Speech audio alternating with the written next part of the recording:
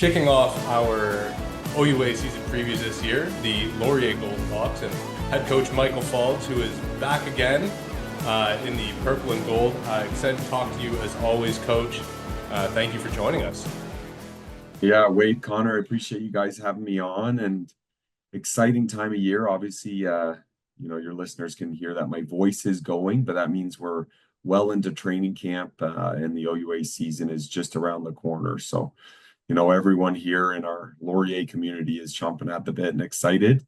But still quite a bit of work to do before we're ready for the season. I guess my first question for you, we're talking about these expectations, the excitement, us as fans, us as media, we probably have a tendency to get a little bit more excited than the coaches do, but how do you kind of temper that excitement for your players? You know what you're going into, you know what the expectations are, but I'm sure your players are still, like you said, chomping at the bit to go. So how do you kind of encourage the excitement while also saying, all right, we still got a week one to worry about here. So let's get excited, but let's get excited in the right way. Yeah, no, it's a good question, but I would say like our Laurier footballing coaches know that the most excited person in the building is always me. I'm a high energy guy. But you're right. Like we have excitement about the possibilities of what we can do and what we're confident we feel, this team is capable of. But at the same time, like you said, we've got to temper it and, it's one meeting at a time, one workout at a time, one practice at a time. But I think at least, you can open training camp thinking that we have a realistic shot based on how our roster is built right now to make a run at things. And obviously, there are a lot of things that you have to do over a long season to be able to, win some meaningful playoff games in November. And we are truly going to take it, one meeting, one day at a time. But at least our roster is compromised. We've done such a great job in recruiting and retention, and we've got great veteran leadership that we should be able to compete with anyone. And I mean, talk about the veteran leadership because we know Taylor Elgersma, reigning OUA MVP, is going to be one of the best quarterbacks in the country, quite frankly. How does he kind of take that step forward? And Connor and I kind of joked about the day after your Yates Cup, In the Taylor's weight posting a room. picture of him in the weight room already. And to have that kind of standard set for your team, how has he built off that this offseason and into training camp? Yeah, well, he's absolutely our leader on and off the field, right? Just the way he carries himself. He's another coach on the field. He's another coach in meetings. He's another coach in the weight room. So he, as a player, is able to hold those around him accountable. And as a coach, that's unbelievable. And, it helps when your best player, and in fact, the OUA's best player, the OUA MVP, is also your hardest worker. Sometimes you don't have that luxury where some of your most talented players maybe don't have great work ethic and maybe are late the odd time. But, Taylor is everything you want in that position, the most important position in all of sports. And he's got a great nucleus around him. So no one puts more pressure on themselves than Taylor does. And he does have high expectations, but he's a process-driven individual. So, at 4 o'clock every Saturday when a game is done, I think people are going to be impressed with what he's done, but it's not because of what he's done over the last 3 hours. It's what he's done over the last 4 or 5 years to get to those moments of playing good quality football. And he's got so many great weapons around him with, 100% of the offense returning this year in terms of our starters. So he knows that he can take a little bit of that pressure off himself and be the facilitator, whether it's Ethan Jordan, Raiden Thorne, Tanner Nelms. He's got so many tools in his toolbox that he can utilize, and he's excited for that. Now, with so many weapons at his disposal, how do you guys as a coaching staff and how does Taylor kind of balance the touches and share the wealth, I guess, amongst the offense? Being like you mentioned Tanner and Ray and Ethan, like there's a lot of mouths to feed, is the old saying in football. How do you guys as a staff and Taylor as the quarterback kind of be that point guard? And remember, we talked about last year the A to C, and he's just the middle point in that. How do you guys kind of build on that year over year?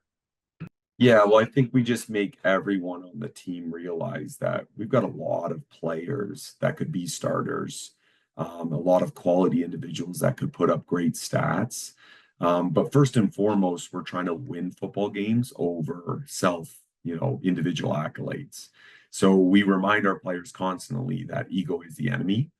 And, using receiver as an example, we're okay if in one game, Ethan Jordan and Braden Thorne just have a couple catches because Jace Atkinson and Jackson Stemmings and Laomi Ojutaleo have gone off. And then there'll be some games where Raiden and EJ have big games, and those other guys maybe just have one or two catches. So we realize there's only one football to go around, but it's such a close-knit group that no one minds who's having the big game as long as we're continuing to get first downs, putting up points, and at the end of the day, winning a football game.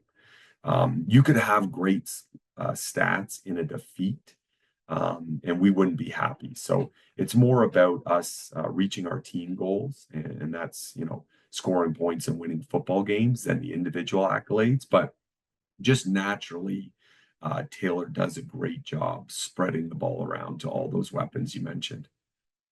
And let's talk run game, because you've got a lot of guys coming back. The entire offensive line is coming back. I know you, as much as you threw for yardage in your career, and you guys have thrown and had put on shows through the air with the Golden Hawks over the years. You guys like to run the football. You guys like to get after it and pound the rock at teams and make teams feel your physicality. With that entire crew returning, what's it look like for them to not only take the next step, but what's a realistic goal that these guys have set for themselves to improve on last year's performance? Yeah, I'm glad you asked that, because everyone knows, Taylor and EJ and Raiden, all Canadian type players. But we're showing a lot of nasty up front thus far in training camp. And, our offensive line all returns and they have a big chip on their shoulders. They've all improved their fitness and their strength in the weight room. And we realize that when teams are defending us, they're most threatened by the OUA MVP and how we throw the football.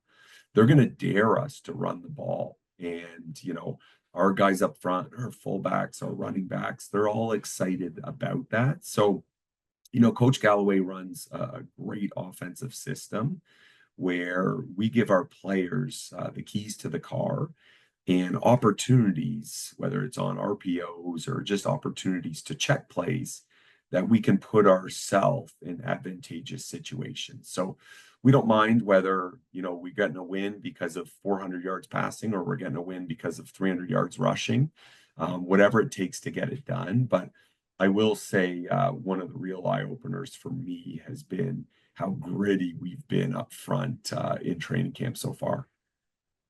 Now, to talk kind of about last year's ending, before we kind of flip to the defensive side, you mentioned the offense has a chip on their shoulder. You guys cruised through a lot of games until the end of the season and that Yates Cup.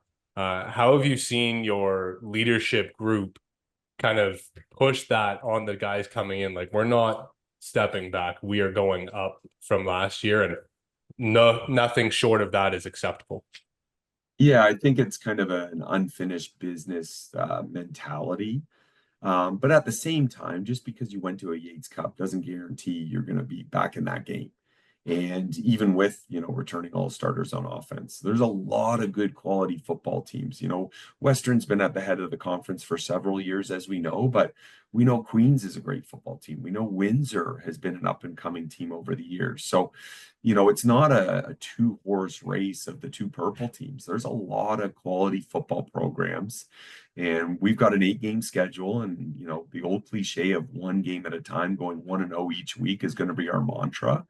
But I think, our players are also realistic that if we do play together, we limit our injuries, we stay focused in the moment, we do have the possibility of taking it far. So there is that inner confidence, but there's also that work ethic and that drive to get there. Now, as a coaching staff, I mean, how do you guys change your approach, or has there been any change in the way you guys have operated things this year compared to last? Well, I would just say, our strength coach, Coach Joss, and, along with our coaching staff, we've had a focus on, getting bigger and stronger. And, what we kind of realized, and everyone realizes that you don't have to be a genius, whether it's Laval, Montreal, whether it's Western, whether it's, Saskatchewan, UBC. These are the biggest football teams in the trenches. So although you can, sneak wins just having aerial assaults and throwing the ball all around the park and, get some wins in September when the weather's nice, championship football games are played in November in this country, whether it's sleet, whether it's rain, whether it's wind, whether it's snow. The best football programs in this country have the biggest offense and defensive lines. That's just a straight up fact. So, that has been our intention this year, is to get bigger, stronger. If we're playing 7-on-7, I'm confident we'll beat anyone in the country. And now I feel our two lines are matching that, where, we can make a run deep into November because of what we can do in the trenches as well.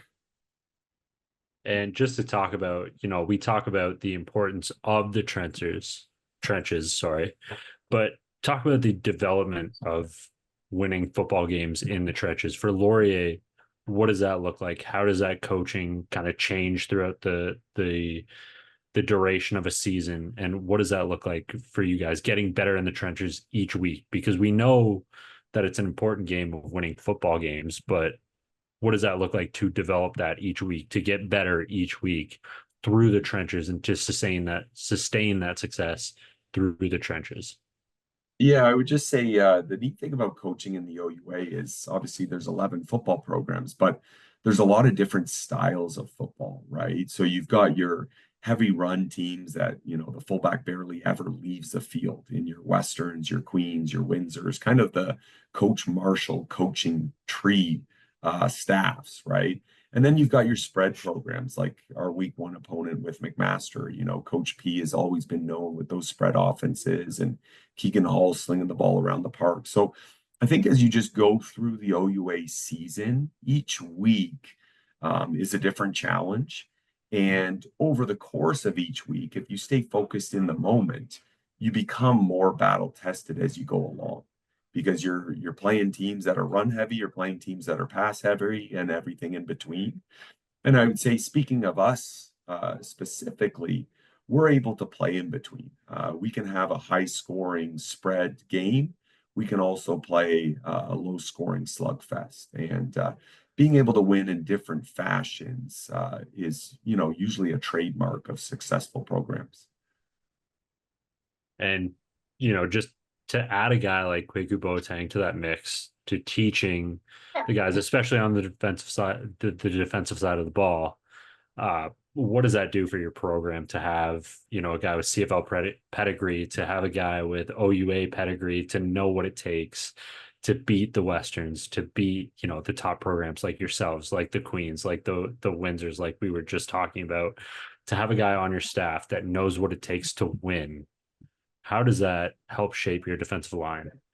Yeah, no, Kwaku's been unbelievable. Actually, we were just kind of joking as coaches. We want to have a staff game where every OUA team puts out their staff, and we make football teams, because our defensive line right now is Trayvon James, Kwaku Boateng, and S.A. Marabra Jufa are all coaching for us. And they are high energy individuals. They fly around, and they coach that defensive line up. So they don't let anything slide. It doesn't matter if you're a defensive lineman on a scout team, giving a scout team look for our offensive players. There are eyes on them, and they're being coached up. And that's something we're prideful of in general. Like, I know the question was about Kwaku and what he does, but over the course of our whole staff, we have multiple coaches at every position. And the other neat thing is every single coach from last year is back, right? So our players know what to expect. There's been that continuity. And that allows us each and every year when we start training camp to start at a further point than we ever have before. It's not like we're ever unveiling the curtains and we're starting from ground zero. We're several, feet up this mountain, so to say. And that's our starting point, and it's, how quickly we can climb. Now, we have talked a bit about the offense and the turnover from last year, but one thing we haven't talked about, which is kind of shameful for Connor and I, is the defensive side of the ball. Now, you guys have had a We're trying not phenomenal to be group, biased, Wade, here. We're trying not to be biased. but the changeover for you guys, obviously losing a guy like Luke Brubaker and Ify Onyemanum, those are two cornerstone pieces from a defense. You guys were made up of a lot more playmakers, and kind of talk about some of the guys taking that next step in development and becoming the new leaders of the Golden Hawks defense. Yeah, no, 100%. We've got, some big shoes to fill in Luke Brubaker, Brandon Omanua, and Ify, and even add Nico McCarthy. So I think there are probably a lot of OUA teams saying, Laurier lost this guy and this guy and this guy and this guy. And, maybe you'll feel like it might be a little bit easy. And I hope they do feel that. But it's not like we're filling these holes and these jobs with 18-year-old freshmen. We've got people that have been in the program for several years, that enjoy the process, that have learned from these veterans ahead of them, that are chomping at the bit to, have their moment in their time. So, example would be veteran linebacker Jaden Griffiths, who happened to play the same position as Ify. So found himself in a backup role and playing mostly special teams for 3 years. He's a quality player that I think could play in the CFL one day. But no one really knows about him. So we've got other examples of players like that. We've got a transfer player in Harnour who played for the Ottawa GGs and started a lot of games at free safety for them. So we've got some pieces, and Coach Van Morker does such a great job with our system, teaching our guys and making sure guys are very versatile and they can play different roles in different positions. And the team that's out there week one might not be the exact same defense that's out there in future weeks, right? We've, some would say it's not great having the second week bye, but for us, that's an extension of training camp. We're going to go out there with the best 50 that we feel can beat McMaster, but then we're going to come back to the drawing board with a week 2 bye and see, what adjustments we might have to make for making a long run at this thing. I mean, you're talking to a guy whose head coach loved, I can't emphasize that enough, the week 1 bye. So I totally get how important that first week bye week is, or first 2-week bye week is. Just sticking on the topic of your defense, though, a lot of turnover. That's the nature of college football, whether it be Canadian, American, whatever it is. You're going to have that turnover. In talking about the guys to step up and replace your playmakers, whether it be Brubaker or whoever else, I mean, we hear coaches time and time again talk about, if I have 2 guys, 3 guys, 4 guys to replace one, I'm okay, I'm happy. Talk about just, not having the guy to replace one guy, but having guys to replace, one of your star players, and how important it is to develop the position as a whole rather than develop star players. Yeah, well, I would say, our staff has talked a lot in this training camp how just from top to bottom, we're better. If we try to, circle, and I hate using the word worst, but if we're trying to circle the worst players at every position, those players are pretty darn good right now on our roster. So our depth is incredible, which is going to help our scout teams. They're going to give looks to our O and our D that, are going to challenge the looks that they're going to see on game day. And I would just say like that allows us to have competition at every position. And the defensive line is a great example. I think, a lot of teams try to find 4 guys and those are their starters, and those guys are going to get 60 snaps a game. But, we know the exertion it takes to play defensive line. And if a guy's getting 60 snaps, regardless if he's Luke Brubaker, Kwaku Boateng, Brandon Omanua, you're going to have 30 amazing. You're going to have 20 so-so, and you're going to have 10 where they're so tired they look like a shadow of themselves. So kind of our mantra here is let's find 7, 8 guys that can get after the quarterback. And instead of any one guy having 60 snaps, let's give them all 30 to 35 and constantly have the opposing offensive line have a fresh person in front of them. And you can only do that if you have the depth. And that's what we're working towards as we go through training camp now, that we'll have, 7, 8 guys that are quality and can get after it. And it's no different, running back, we'll share carries. We mentioned Taylor spreading the ball around amongst this talented receiving core. So there's a lot of excitement that not just the household names can make plays. There are other guys kind of waiting in the wings and excited for this year. One more guy I want to ask you about, and that's the reigning rookie of the year, Ethan Gregoricic, your star linebacker last year. We talked briefly beforehand about this, and just kind of what are you guys expecting from him as a young player, kind of going into year 2? Yeah, well, it's interesting because some of our other really talented players that have received accolades also have a certain bravado and confidence about them. So whether that's Elgersma or Ethan Jordan, like you hear them at practice. Ethan is such a quiet guy and, just a self-driven, motivated individual that you don't really hear him out there. But as you watch the tape at the end of every day, you just see plays being made. So I'm excited to see what he does in his sophomore year. Last year he was an 18-year-old freshman who we, started at middle linebacker, and he was coming off of a full summer football season.